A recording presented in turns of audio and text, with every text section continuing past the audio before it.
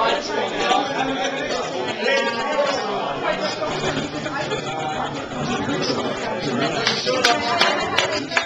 again, everybody. Tim here again with another video blog.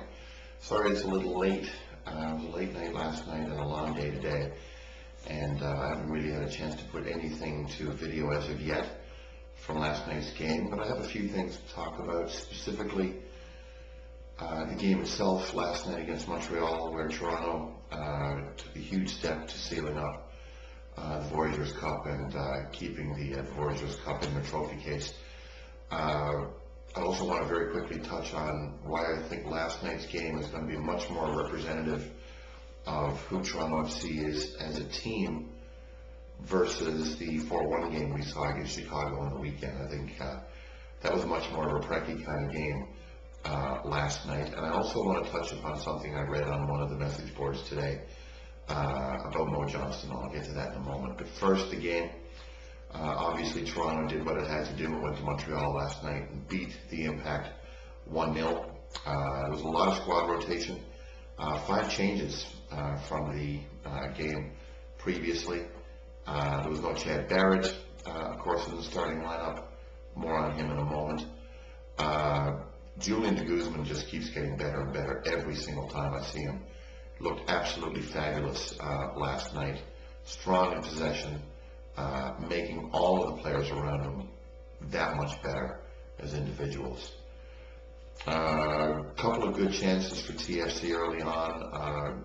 White on a corner header in the 40th minute almost scored. At the half, it was roughly 50-50 possession stats and no score, which kind of surprised me because Montreal didn't seem like they were really trying to chase the game, which they had to do. Montreal had to win last night to have any hope of continuing, and it just didn't seem like they were going for it as much as they should, or taking as many risks tactically or positionally as they probably should have. Barrett actually was subbed in for Usmanov in the second half. Donatello had a decent chance for Montreal, I think, in the 48th minute. LaBranca had a really good chance in the 52nd. Saric, again, the designated leg breaker, Saric, missed an absolute sitter in the 54th minute that would have put Toronto ahead. Fry made a good save a little bit later on. Jordan actually made a wonderful save on Dero in the 60th, and just a couple of minutes later, Barrett made a very nifty little move on the LaBranca pass.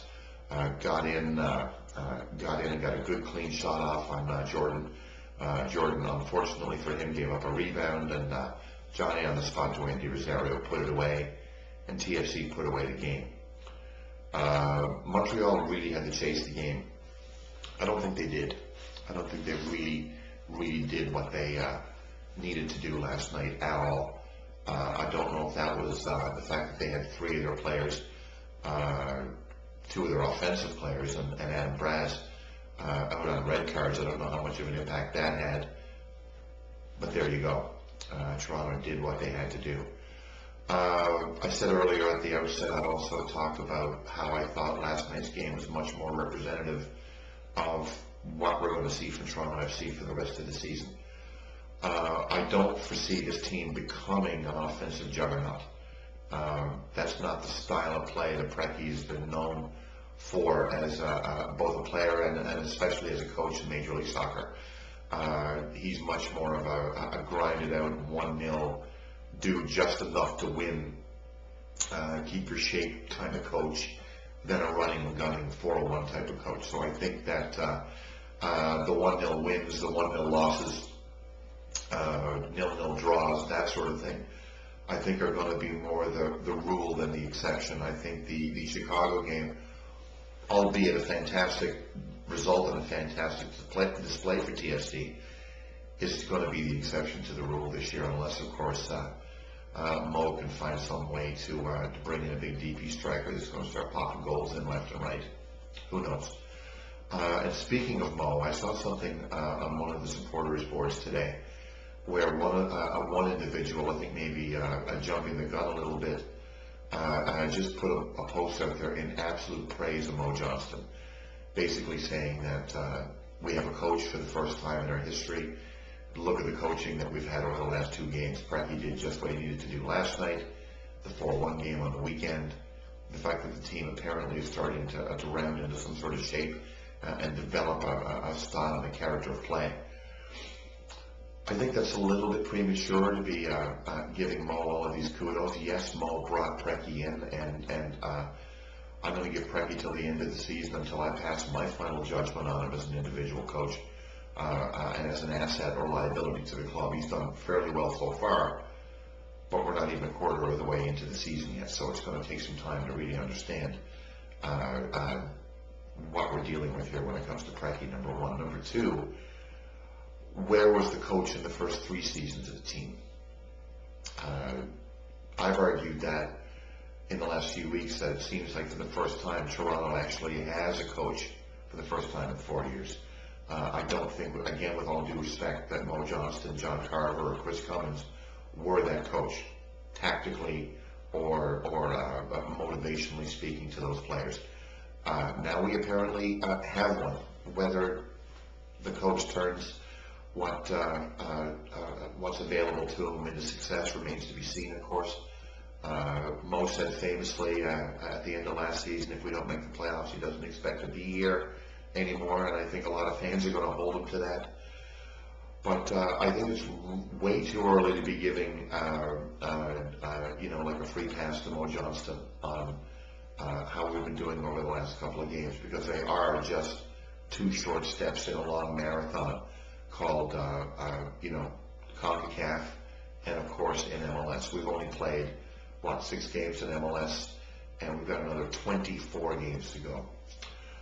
Quickly on Bolton Wanderers, again, some fans are a little upset about Bolton being the Carlsberg Cup team that we're going to be playing this season in July 21st. It was announced this week that Bolton Wanderers in the English Premier League are going to be playing Toronto FC in a friendly.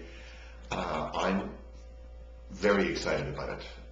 Bolton is not the glamour team. They're not Arsenal. They're not Liverpool. They're not AC Milan or Fiorentina or one of these glamorous, exotic clubs from places or countries that we haven't seen before.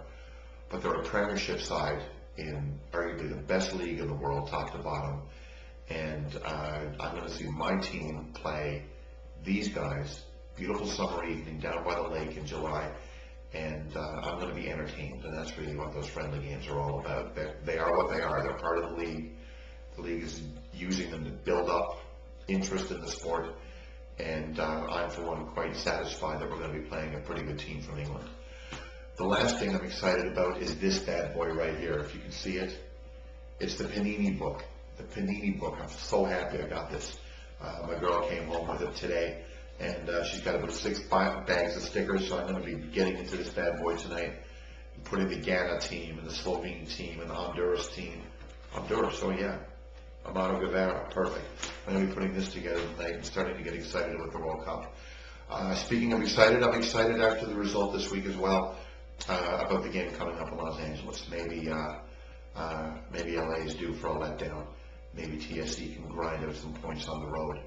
I'll have a blog up on Sunday, a video blog up on Sunday, of course, after the LA game Saturday night. So again, thank you for viewing this, and cheers.